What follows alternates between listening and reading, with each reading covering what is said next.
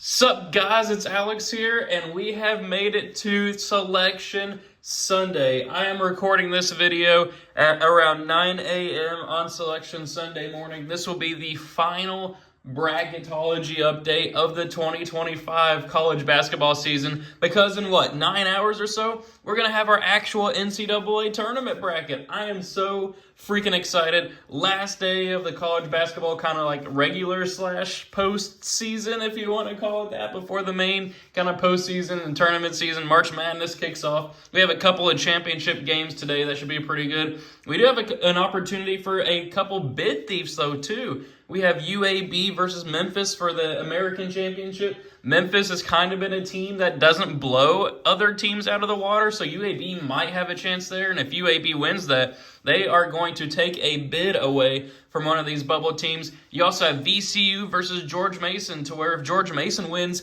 VCU probably makes the tournament, but they'd be right there on the bubble too. So teams like Xavier, Vanderbilt, Indiana, Oklahoma, West Virginia, San Diego State, like they should all be on high alert for those those two games today. We also had some great games yesterday. We had Duke beating Louisville to win the ACC championship game. We had Akron coming back from like 18 down to beat Miami, Ohio to win the MAC championship. Of course, we had St. John's beating Creighton as well. Just fantastic games all across the nation. Oh man, I am so freaking excited here. But what I've done with this bracket is I have actually created it. This is my bracketology. This is how I would have them bracketed. Now, I do know that I broke a couple bracketology or bracketing principles. Like I think over here in this bottom left one, you see Utah State and Colorado State in the same kind of, they're not, if you have a team, you have two teams from the same conference, they're not supposed to meet until the regional final,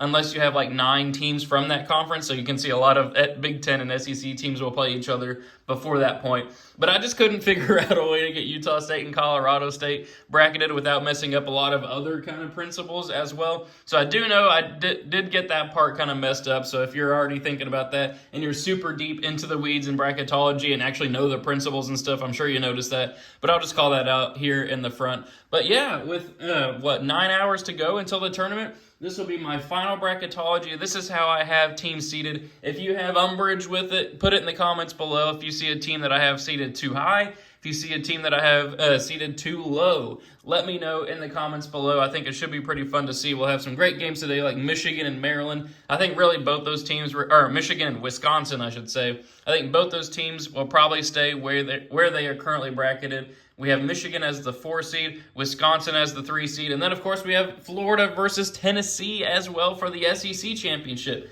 That could be a battle for the final 1 seed. I think Florida, even if they lose, should still be the 1 seed, but we'll see what happens there. Florida with a resounding win yesterday over Alabama.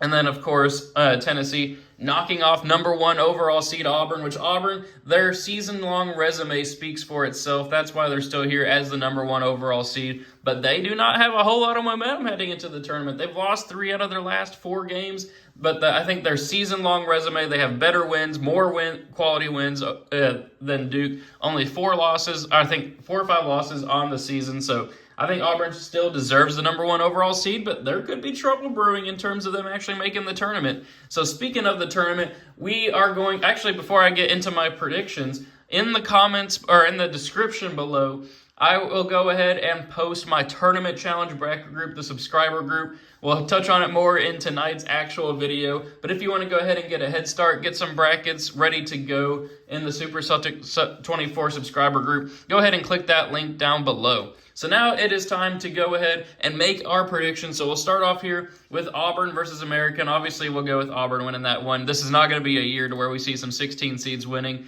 Then Marquette versus New Mexico. Give me New Mexico out of the Mountain West. I think Marquette was a team that was like a 2 seed at some point this year, but just have kind of been faltering down the stretch. I worry about how far they can go this year. They just kind of feel like a team that's run out of steam.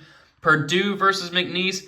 Give me McNeese. Give me Will Wade's squad here making a run in the NCAA tournament. I think that McNeese could easily pull off a classic 12-over-5 upset, and I think Purdue could be one of those teams that's ripe for a first-round upset too. Give me McNeese there. Then we'll go with Arizona here, moving on past High Point. Then we'll go with BYU beating the winner of Vanderbilt and Xavier, along with, oops, I got to click BYU. There we go.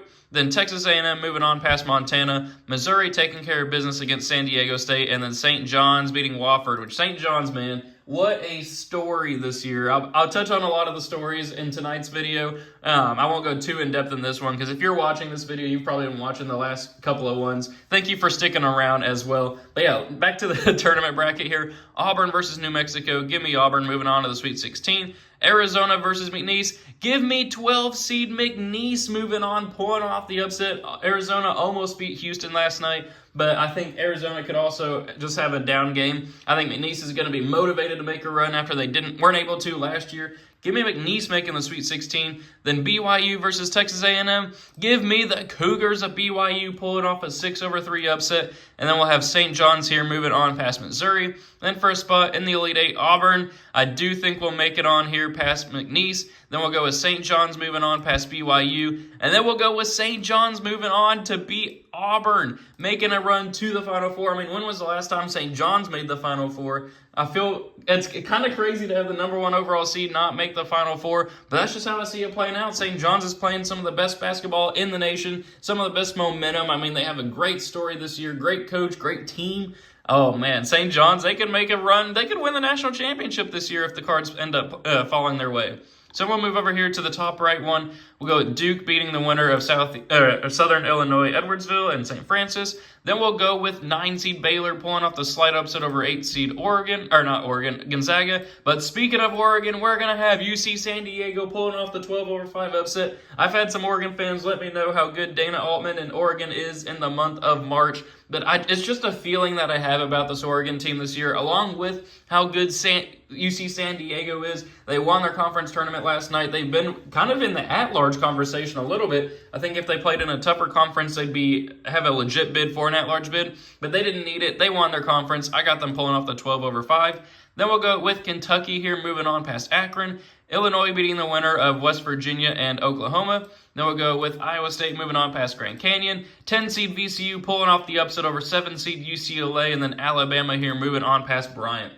Then for a spot in the Sweet 16, Duke versus Baylor. It looks like Cooper Flag's going to be back in time for the tournament, so give me Duke. And then we'll go with another 12 seed making the Sweet 16 with UC San Diego. Kentucky's been dealing with some injuries lately. I think they should have Lamont Butler back in time for the tournament, but this is not a team at full strength right now. They just got blown out by like 25 to Alabama. UC San Diego, I just talked about them against Oregon, so I won't go too much further in depth. But we'll have some craziness here. We'll have 2 12 seeds in the Sweet 16 at least. So UC San Diego making a run. Then we'll also have Illinois here moving on past Iowa State. I like Illinois as a sleeper team as like a 6 or a 7 this year. Iowa State, they've just kind of been faltering down the stretch. They were a 1 seed at one point, but now kind of down there at the lower of the 3s. Give me Illinois there. We'll have Alabama here moving on past VCU.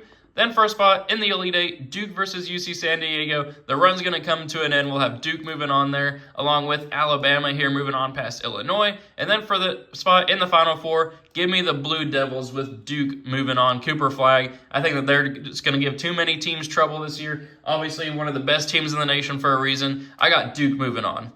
So in the the bottom right one over here, Houston versus the winner of Mount St. Mary's and Alabama State. Give me Houston. Creighton versus Mississippi State. Give me Creighton. Louisville versus Liberty. We will not see another 12 seed winning that matchup. Give me Louisville. Along with Maryland taking care of business against Yale. Then St. Mary's versus Arkansas. I know I've been talking a lot about St. Mary's over the last few bracketology, so I think they're a good team that can make a run in the tournament this year. But the news came out that Boogie Fland is going to be back for Arkansas. I think with that team, I mean, they're obviously going to have some inexperience, and you got Calipari as their coach. But I think that they could do it. I think they could pull off an 11-6 upset over St. Mary's. Then we'll go with Wisconsin here, moving on past UNC Wilmington. Wisconsin played very good against Michigan State. They've been going on a run in the Big Ten tournament.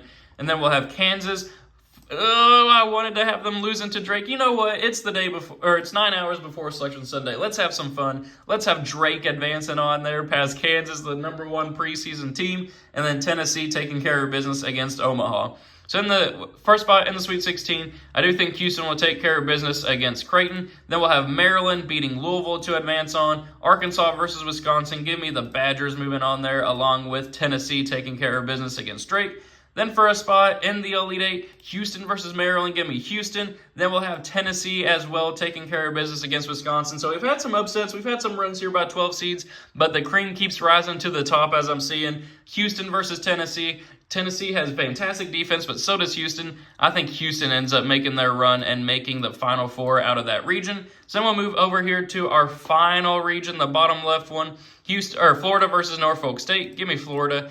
UConn versus Utah State. Give me UConn. Clemson versus Colorado State. Give me Colorado State. We'll have another upset there. 3 12 seeds. I mean, that's a perfect spot for a lot of upsets. The classic 12 over 5. Colorado State looked really good in the Mountain West Conference yesterday. You can make the argument that Boise State looked really bad. But give me Colorado State pulling off an upset there. And then we'll have Michigan taking care of business against Lipscomb. Then we'll have Indiana pulling off an 11 over 6 upset of Ole Miss. Texas Tech beating Troy. I think that's not Gonzaga, that's Georgia. I do think that Georgia can beat Memphis there. Memphis is just a team. I had them moving on a little bit in the last bracketology that I did, but they don't beat quality teams by a lot. They struggled against Wichita State. They struggled against Tulane. We'll see what happens today against UAB, but I worry about how far Memphis can go. And then we'll have Michigan State here moving on past Robert Morris. Then for a spot in the Sweet 16, Florida beats Dan Hurley, who's lost a lot of fans this year again in UConn.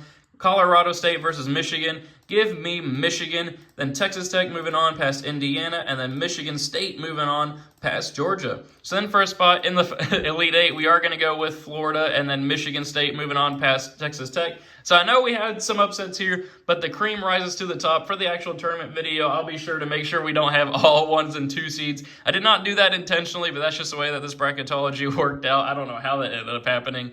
But Florida versus Michigan State, give me Florida making the Final Four here. So in our final bracketology, there's not a whole lot of craziness going on. I probably should have had more craziness. It's March Madness. Anybody can win in this one. But for a spot in the national championship game, give me St. John's. Give me the run that they're going on, making the Final Four. Why not? Why not have the Johnnies? Why not have the Red Storm in there? Where this, I think Duke or Houston might win the national. Those two teams, I think one of those two teams wins the national championship this year. Give me Houston winning that matchup, and then give me Houston winning the entire thing. That would be kind of a crazy 80s and 90s story to see Houston and St. John's, two storied programs from a long time ago, coming back to national prominence. I mean, Houston's been back to national prominence for a couple of years. Now, that would be pretty cool to see. I have Houston winning the national championship in this bracketology. So, thank you guys for watching. I hope you enjoyed it. I know I have a lot of chalk moving on here. This will not be the case for our tournament predictions video tonight. We'll have some craziness happening. But I just wanted to release this one here, give my own thoughts and predictions for how I think the final seeding will end up going. Teams that are in, teams that are out. Of course, the bid thieves tonight could knock a couple of them out. But I really want to say thank you guys for all the support that you've given my channel over the last couple of months. We are hours away now from Selection Sunday, and the views have been pretty good with 2,000 views on every bracketology video from this point forward. So I really appreciate it. Thank you for sticking around. Thank you for subscribing if you're new to the channel. Make sure you join that tournament challenge link that's in the description right now. And I will see you all in about 10 hours or so for the Selection Sunday video.